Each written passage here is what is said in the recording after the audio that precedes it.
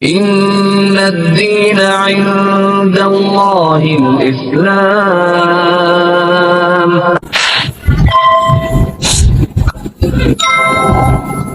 Assalamualaikum warahmatullahi wabarakatuh.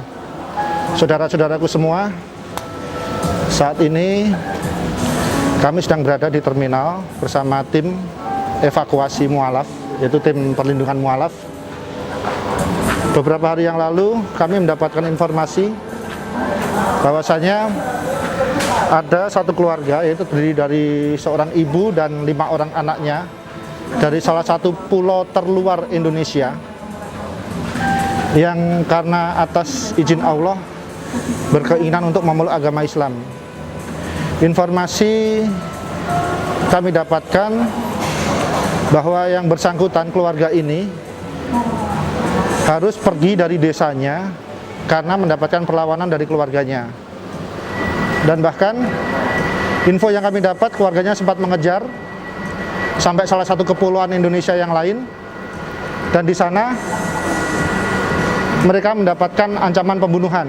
Bahkan ada salah satu teman-teman di sana kita kabarin, dan alhamdulillah dapat langsung dapatan perlindungan dari teman-teman atas izin Allah. Dan informasinya yang melindungi pun juga mendapatkan ancaman pembunuhan. Tapi qadarullah belum sempat ketemu, atau mungkin baru mendapatkan berita lokasinya di mana. Dan alhamdulillah atas support dari saudara-saudaraku semua, sekitar 2 hari yang lalu keluarga ini dapat kita evakuasi atas izin Allah dan bantuan dari teman-teman di sana untuk menuju ke Jogja dengan perjalanan sekitar 2-3 hari perjalanan. Dan insya Allah sebentar lagi beliau sudah sampai terminal dan kita akan sambut. Begitu beratnya perjuangan saudara-saudara kita dari pulau terjauh di Indonesia. Satu keluarga ini yang saya dapatkan informasinya itu banyak yang buta huruf. Dan ibunya pun tidak bisa berbahasa Indonesia, hanya bisa berbahasa daerah setempat. Dan qadarullah juga beliau-beliau ini mendapatkan hidayah dan akhirnya bersahadat, dibantu dibimbing ikrarnya oleh sahabat filah di sana, bersahadat sekitar tengah malam. Dan besok paginya, besok siangnya mohon maaf, mereka dievakuasi untuk berangkat ke Jawa.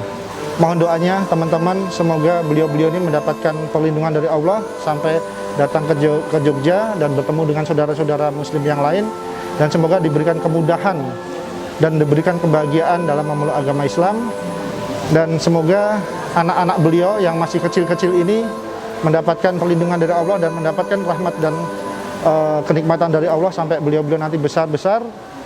Dan semoga anak-anak ini nanti kelak bisa menjadi penerus-penerus perjuangan dakwah Islam dan mendapatkan kenikmatan dari Allah baik dunia maupun di akhirat.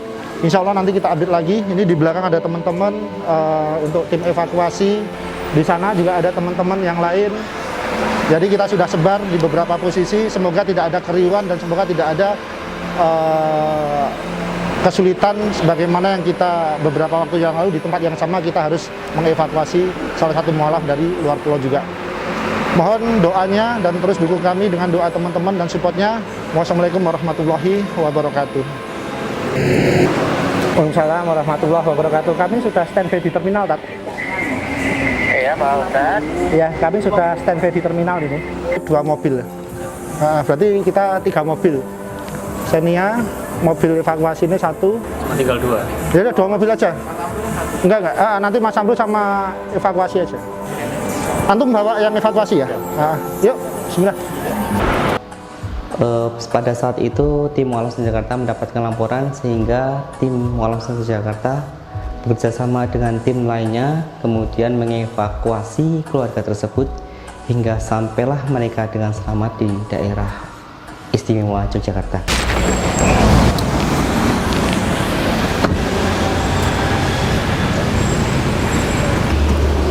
Sini Mas.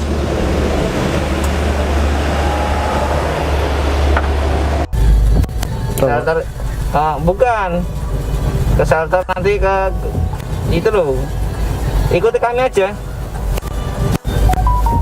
Oh, Kisah Wi. oh.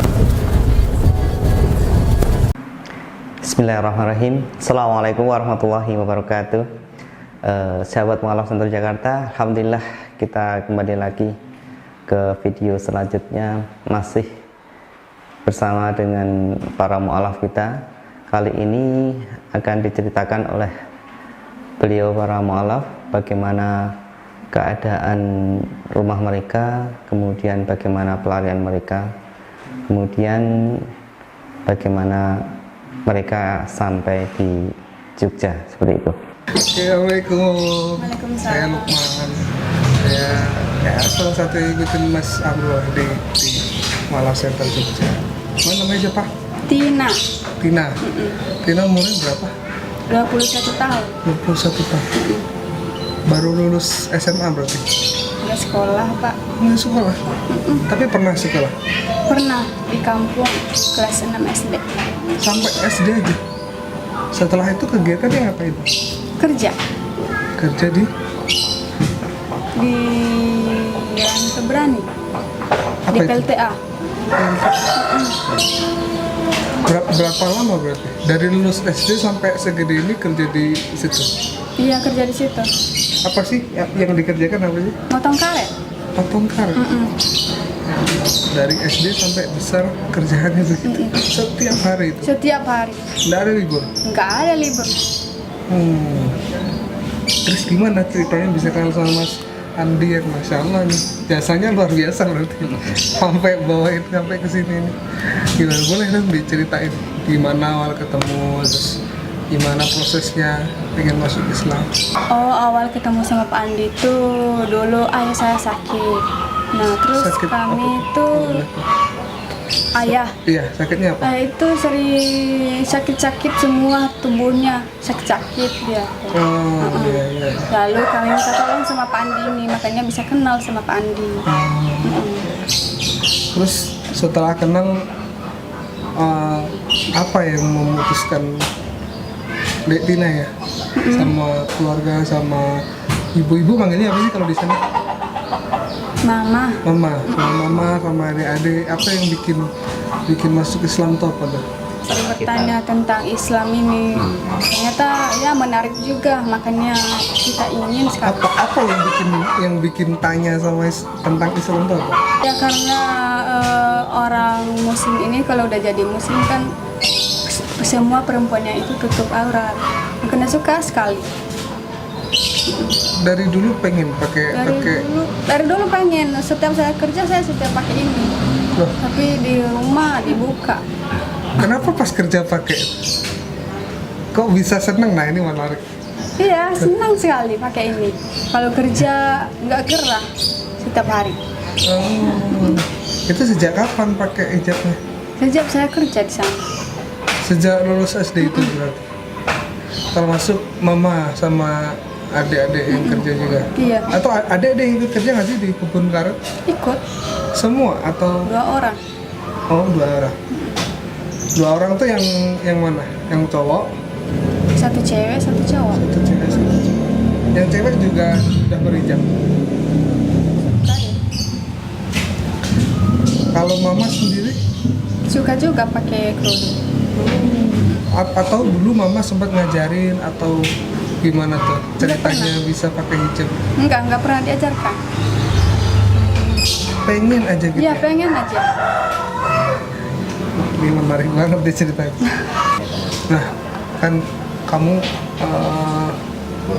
waktu diancam sama ayah ya? Iya. Itu sudah masuk Islam atau baru ketahuan mau masuk Islam atau apa? Belum masuk Islam. Oke, terus memutuskan untuk ninggalin rumah itu gimana ceritanya?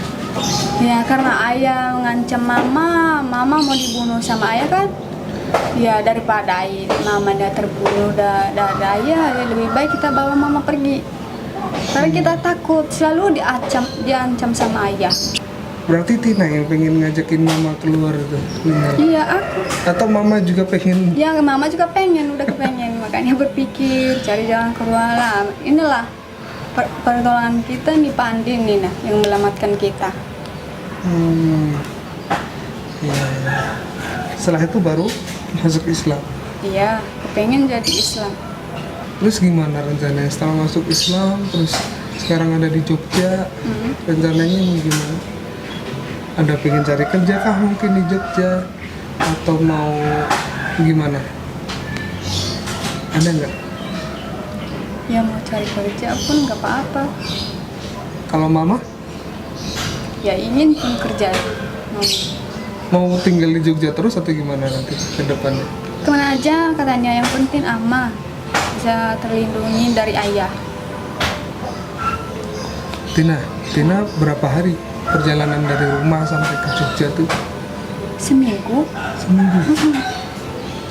Termasuk yang ini gimana ceritanya? Kata Pak Andi sempet ini ya, pernahnya bawain kopernya satu-satu gitu. Gimana tuh ceritanya? Waktu berangkat. Iya, aku sebelum berangkat. Waktu berangkat. Iya. Ya waktu berangkat ke Jogja. Oh, ya sore-sore sih, sore hari Minggu. Kopernya satu-satu dibawa ke atas bukit. Ya kan? Atas bukit. Rumahnya dekat sama bukit atau gimana? Iya, bukit tinggi, rumahnya di sini. Nah, jalannya ada di atas sini, baru ke sini. Bukit air di sana tuh baru jemput sama Pak Andi. Berarti jalan untuk ke arah mana tuh? Arah ke pelabuhan berarti. Kayak nggak tahu waktu mindahin bawa tas. Dia lagi asik ngobrol sama orang Casape. Itulah ada kesempatan kami tuh. Lewat belakang rumah mungkin. Pas ini pergi dari rumah itu jam berapa? Jam 9 malam, sore-sore. Ayah juga nggak tahu. Iya, dia nggak tahu begitu kan pergi, nggak tahu dia karena dia ada masuk kamar dikunci. Dan pelan-pelan kami satu persatu keluar. Dikunci pula rumahnya, lalu dimatiin lampu. Udah berangkat. Mungkin 1 jam setelah kami pergi baru dia nyari. Ada sempat hubungi lewat HP atau apa gitu nggak ayah? Ada tetangga sempat nelpon aku. Oh, lewat tetangga nyari ini ya. Yang ditelepon mama apa itu? Yang ditelepon akunnya, yang ditelepon tetangga itu. Itu udah sampai mana? 1 jam waktu pergi itu sudah sama apa Andi? Sudah. Udah jauh dari rumah.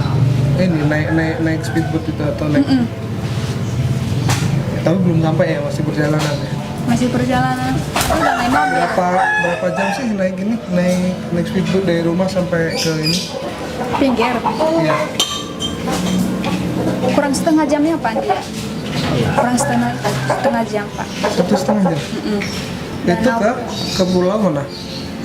Ke pindahnya naik speedboat itu kemana? Mulai dari PLTA, masuk ke pelabuhan. Nah disitulah dijemput sama ini mobil. Oh, terus baru ke Pekanbaru itu ya? Iya. Terus dari sana berangkat sampai Jogja, dari kapan berangkatnya? Naik bis? Naik bis. Sampai ke Jogja? Iya. Atau sempat ganti bis juga? Enggak pernah ganti bis. Tina kan sekarang udah di Jogja nih. Iya. Terus ketemu sama teman-teman Walau Center. Tadi malam ya dijemput ya? Gimana rasanya ketemu sama teman-teman Walau Center?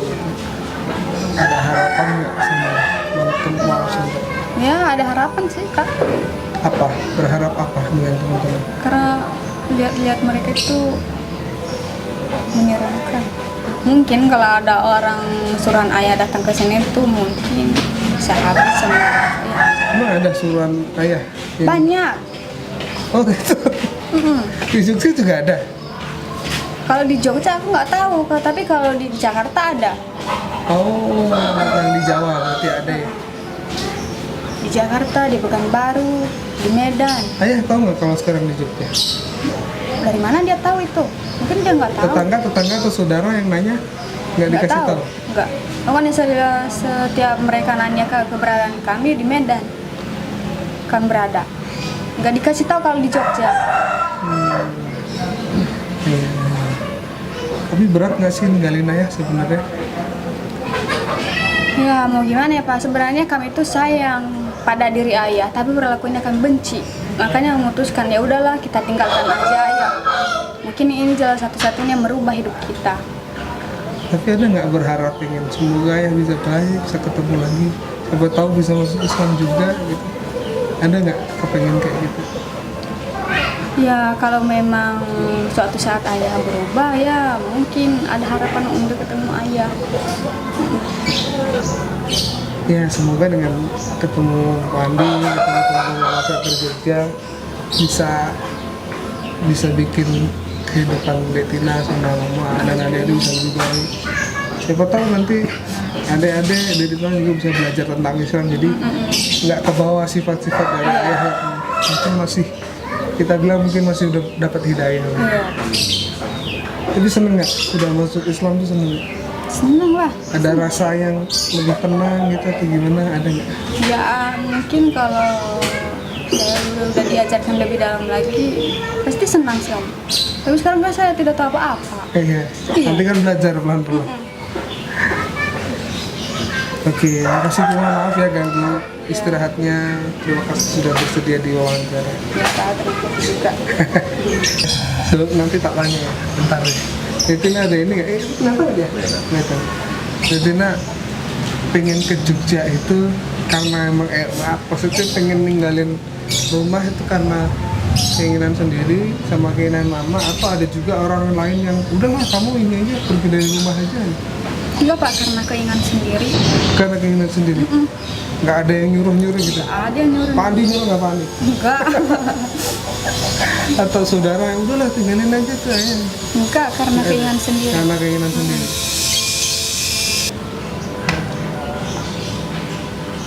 Rina seneng nggak di Jogja? Senang? Seneng. Mau nggak di Jogja terus? Nah. Pengen sekolah nggak? Pengen ya, nanti belajar sholat, belajar ibadah, belajar doa-doa, ya. Nanti dibantuin, insyaallah. Kasih dulu. Jauh rumah sekolah dari rumah saya di sana. Oh iya tuh. Berapa jauh dari rumah ke sekolah? Ada 2 jam.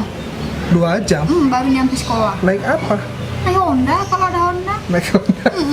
Mobil kalau mobil. Kalau mobil, mobilnya siapa dong? Ya disewa. Sewa. Makanya mereka ini nggak disekolahkan. Sewa itu maksudnya gimana? Ada mobil kayak angkot gitu? Bayar, maksudnya nyewain aja kan? Kan namanya? Kalau 1 bulan kan 250 atau 300. Tapi mana sanggup kita. Makanya nggak disekolahkan mereka. Semua sekolah jauh? Jauh, nggak ada yang nggak ada dekat sekolah di sana. Makanya mereka ini nggak disekolahkan. Ini ya, apa namanya, masuk banget di perkampungan gitu ya? Iya, masuk di perkampungan tempat sana, makanya. Perkampungan kan kalau di Jogja tuh ada yang di tengah banget atau malah pinggir banget gitu. Kalau di sana gimana? Rumah sekolahnya. Enggak, maksudnya rumah ini, rumah kami. tinggal ya kampungnya. Terlalu jauh Pak, dalam hutan. Dalam hutan? Itu termasuk pinggiran danau. Terus nanti gimana? Pak Andi katanya mau pergi loh tuh. Gak apa-apa ditinggal. Ya mudah-mudahan ya Pak Andi sih nggak apa-apa. Tapi kalau sekali diminta lagi Pak Andi jalan-jalan ke sini. Ya nanti dia kesini. Udah ada pelindungan sih. Insya Allah kalau di Jogja aman, banyak kok teman-temannya ini. Tadi malam yang jemput kan tuh kan muka-muka preman tuh kan. Itulah, takut kan. Tapi itu dulunya iya nakal, tapi ya ini berkat beliau-beliau tuh ngaji, belajar Islam, dapat hidayah, mulai sholat, nakalnya ditinggalin. Kalau muka kan gitu aja, udah muka nggak bisa diganti-ganti. Mukanya serem.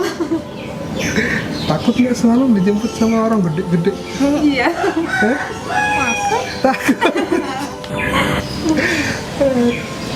Yang paling ditakutin yang mana? Yang paling ditakutin yang mana? Ada itu. Yang mana? Yang pakai baju apa?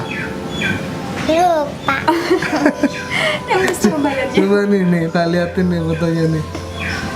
Di mana sih Mas? Di ini ya? Di Instagram. Kemudian dari pertimbangan dari tim mualaf Center Jakarta, karena menimbang dari para mualaf ini yang masih kecil-kecil dan banyak mereka itu belum sekolah, maka kami tim mualaf Center Jakarta mengutamakan bagaimana dengan pendidikan mereka.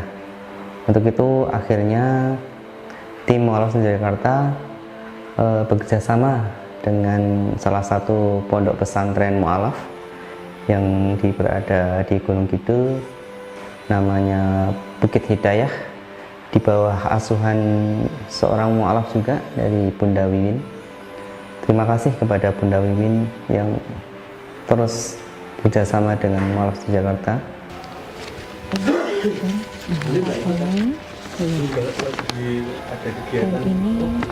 Mengangkat diri kami, iya, dan ada titip juga untuk sini.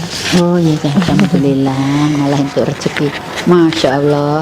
Kami mualaf Center juga menyampaikan kepada semua nominal ini langsung pembinaan, melakukan pembinaan dan pembelajaran Islam di pondok pesantren Al-Fatihah sekolah.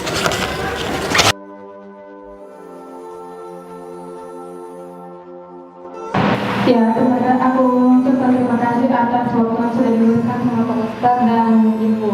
Ya, kami sangat bersyukur sekali. Perjalanan kami selama beberapa hari di jalan ini sangatlah menyedihkan sekali.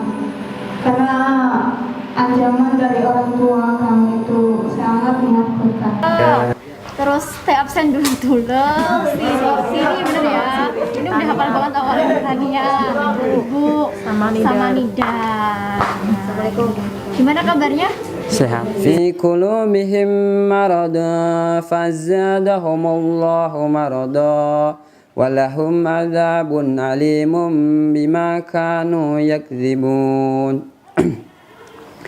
وَإِذَا قِيلَ لَهُمْ لَا تُفْسِدُوا فِي الْأَرْضِ قَالُوا إِنَّمَا نَحْنُ مُصْلِحُونَ أَلَا إِنَّهُمْ هُمُ الْمُفْسِدُونَ وَلَكِنْ لَا يَشْعُرُونَ